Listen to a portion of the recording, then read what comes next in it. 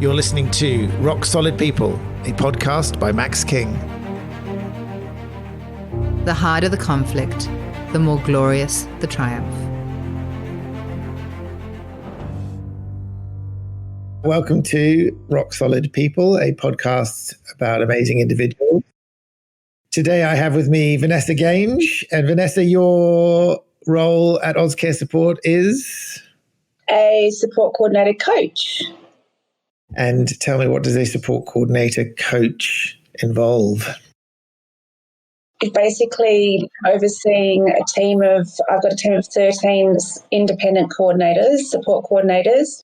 So I'm there pretty much to support them with any questions, guidance around implementing participants' NDIS plans. Wonderful. And you've been involved with Auscare Support prior to coming on board. We were working with you for a few years in your role. You're based out of the South Coast in Nowra, lovely part of the world. Yes, Bomaderry. And what brought you to Bomaderry? Actually, I grew up in Sydney's Northern Beaches. My husband and I separated, so I moved down to the South Coast with my boys about 11 years ago. We first moved to Vincentia. Then with all the road works and what have you, getting into work in Nowra, I thought, I know stuff this. So we moved to Bomaderry. Right. And how long have you been in Bomaderry now? 6 years. 6 years. Yeah. You have brought to the Auscare team an enormous amount of experience in the disability sector. Can you give us a little brief sort of journey that you've been on through I think you were working at ADAC, were you? And yeah, I was. I first started off working in group homes, and then I went to uni for a while, and then I went to ADAC and started as a licensing officer. So we would monitor licensed boarding houses that had people living in there, people with disabilities. Yeah. Yeah, right. And I think, I my first experience of working in a licensed hostel, was in Marrickville for the first client that came on board with Auscare Support, Adam Miller. I was quite surprised at how these places existed this was in Marrickville, 34 people, some of them in twin rooms actually, which I think they've stopped now. Have you seen a huge change and increase in the quality of services provided, not just in the NDIS, but over the years that you've been involved in disability? Absolutely, particularly in licensed boarding houses as well. But there's definitely a lot more choice and control and a lot more respect for people with disabilities, I think, and appreciation of the challenges that family and siblings face as well. Yeah, right. And how much of that has been as a result of the changes and the NDIS coming into play? I think the NDIS has certainly promoted that, but I think there's been a lot of social push, pretty much through advocacy as well, statewide peak agencies that have brought about and pushed for people with disabilities to be recognised as valuable members of our society and community. Yeah, 100%. And so support coordinators, it's one of the esoteric concepts of the NDIS. What is it that a support coordinator does, and what do they not do? We do everything. It really is about introducing somebody and helping them through their plan with the NDIS. And you're a fairly consistent person in that person's life. They have change of staff, change of circumstances. So you're there just to see them through, manage any queries, problems, good or bad, with their implementation of their plan. But it's really, essentially we're funded by the NDIA, so it's very important to acknowledge that we're not advocates, we're not caseworkers. We're there to implement someone's plan of the things that have already been approved, which have been evidenced and that sort of thing. So that's our role. But it is very, very difficult when you come up to support somebody and you can see that their plan is not adequate, or other things are going on in their lives that probably weren't taken into consideration. So it's a really fine sort of walking a tightrope act a lot of the time. And with the challenges, as you say, of the idea that we're not advocates, but yet are drawn into advocacy often by a lack of clear delineation between advocacy, support coordination, existing case management supports. It is a challenge, I think, for individuals. And when they come into a support coordination role, often the support coordinator wants to support that person in any way they can. And that's where sometimes there's a challenge for support coordinators to separate themselves and understand boundaries. Yeah, absolutely. Because when the Commonwealth took over, the whole case manager framework was removed. So everyone was sort of scuttling as like, okay, what do we do now? In terms of where the NDIS has come from, obviously, as you say, it's come on leaps and bounds. There's been some huge increases in control and choice. What are we hoping that's going to be the next? The NDIS is now 7 years old. What is the next 7 years going to bring for us? That's a very interesting question. I hope it brings more generalised integration, really, rather than people being involved in specialist day programs or, group home accommodation. Whilst that's suitable for a lot of people, I think it would be really lovely to see society just living as society, with people, whether you've got a disability or not. If you've got a community centre, it involves everybody in the community, not just something set up for a person with a disability. I think that would be amazing.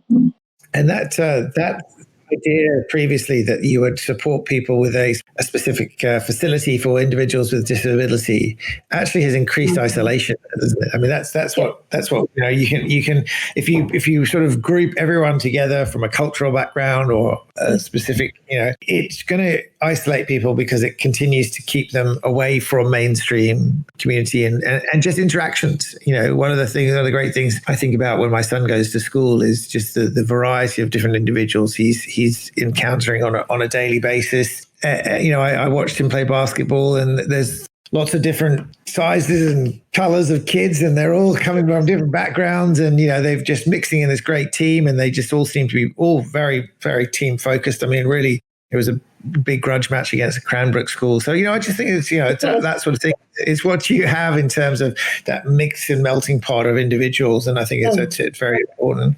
What changes in the future would you like to see happen with support coordination? I think probably some sort of way that support coordinators can be supported, not to be able to separate themselves from that really sort of intense interface with participants. I think it's very much needed, and to really sort of focus too on providing, we've got to remember too that support coordination is meant to be short term, and so really looking at how we are actually building capacity for people to eventually implement their own plans. There will be some people that's not going to happen, but I think that we could be capacity building people in a better way if we were more supported to be able to get on to do with what we're actually being charged to do. Well, I think that's where we identified with the coach role that we with Auscare Support 1st of July this year. So you've come into the role, the challenge of a team of 30 odd support coordinators. We identified that they needed support themselves. And the promotion of you and Joe into that full-time role internally to offer coaching and development rather than management and leadership. Because I think, you are often in a situation where you need to be able to think on your own 2 feet and to be responsible and reliable. So we're very, very pleased with the progress of our own internal support coordination team, and feel that the model that Auscare Support are developing, the independent contractor role supported by coaches, supported by a robust head office, is going to enable us to offer support coordination on a national basis when it comes up. And this is not supposed to be a plug for Auscare Support. This is this is actually about me. Ness. Yeah.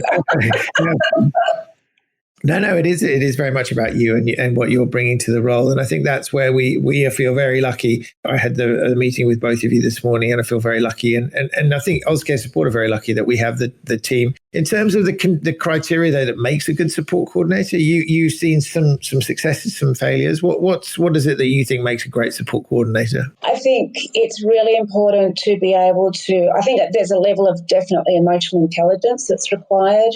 Being able to read people, perceive people, listen to people, adapt yourself to flow into their communication mode or however they need to express themselves. And also, though, to be able to step back and remember that we're there to build capacity, not create dependence, which can be quite difficult at times. But I think if you come with that ability and, no job's too big or small. I mean, that's the thing. It's not really a situation you go, well, that's not my role, which is what happens with some people, and you don't like being that person. But I think being able to sensibly put the boundaries around in place in the first instance is a good thing to be able to do. I like that, creating capacity, not creating dependence. That's and I think that's the fine line, as I say, that we have definitely been walking. I was told by one of the other people I interviewed from Disability Services Consulting that they thought that teachers made very good support coordinators, and the reason they said that is because they felt that teachers could teach for a year and then they let the kids go. So the idea of not building this dependency was actually something that teachers do on a more regular basis.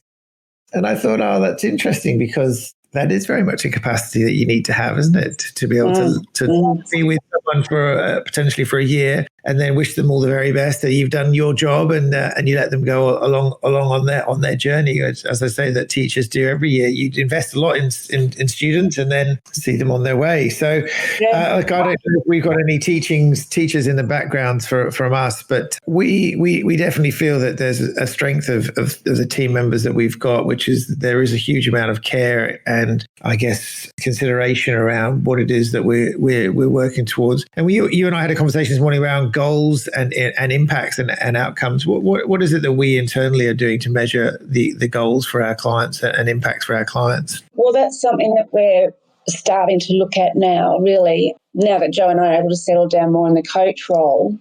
Look at the quality of how things are being implemented. Like, we could easily say, yes, that goal's been achieved, but how good was it? How constructive was it actually for that person? How relevant was it? And what impact has it had for them, And I think that's really important, because when we go forward and attend reviews with people, just to ensure that those goals are being, are up to date, that they're just not being rolled over and just, we still need to work on that. Obviously, with COVID, bushfires, floods, it's impacted a lot on people being a capacity to implement their plans, because everything pretty much just shut down regarding services. So there'll be a lot of work, I think, to do there. We've seen an increase in behavioural issues, like particularly with children, because they just haven't been able to have that regular therapeutic support or, attend school. They've had to remain at home, which I think has had a huge impact. And then that impacts also too on families where children going to school, it's often their respite. So I think going forward now, being able to make sure that we're focusing on people's goals, our progress notes, monitoring how the goal implementation's going, will give us, much better ground for really pulling up and being really quite consistent with our quality. Yeah, wonderful. And in terms of that, as you say, the outcome for COVID, what's your take on how this will be affecting us for years to come? Is it something that we need to be addressing with the general public? As you say, the stresses of mental health, the outcomes that will have been affected. Well, I think already, I believe that even Medicare's increased its standard 10 GP mental health visits to 20. Right. But definitely, the use of technology has been amazing throughout this, and the NDIS was wonderful enough to ensure that people had access to an iPad or something like that, so that they could still work via Zoom or whatever other medium you can do on these things. So, yeah, I think it really is. It's about addressing what happens with an isolation. There's talk of a third wave. So what does that look like for us and our people with disabilities? And I think that's where the fact that we don't have any certainty going into the future, there is still this very dark cloud of COVID hanging over us. I know that we internally bought a significant number of several thousand masks, and they're sitting in boxes at the moment. And I'm hoping that they're going to be a waste of money in the future. I'm really hoping, but I have a feeling that eventually we'll all be masked up, and we'll all just have that as a daily routine. And who knows where it's going?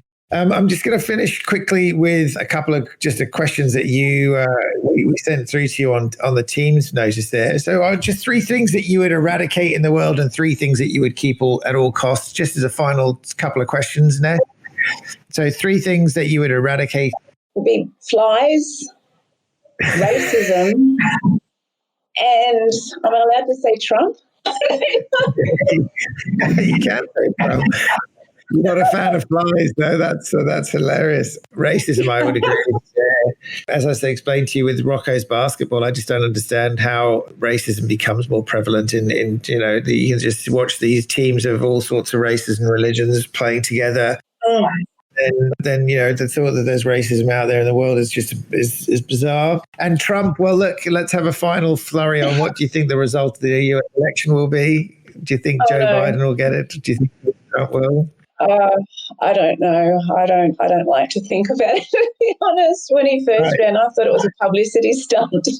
No, I think we've all been very curious about the 4 years since then. And finally, 3 things that you can't live without within the world, Ness? Definitely my children, my dogs, and my friends. I know that's probably a typical sort of response, but yeah. No, I think that's wonderful. Vanessa Geange, you've been a wonderful guest on Rock Solid People. Thank you so much for taking part. And if you're keen to hear more interviews with interesting individuals, stay tuned for Rock Solid People. Thank you very much. Beautiful. Thanks, Max. I hope you've enjoyed listening to Rock Solid People. For more interviews, stay tuned.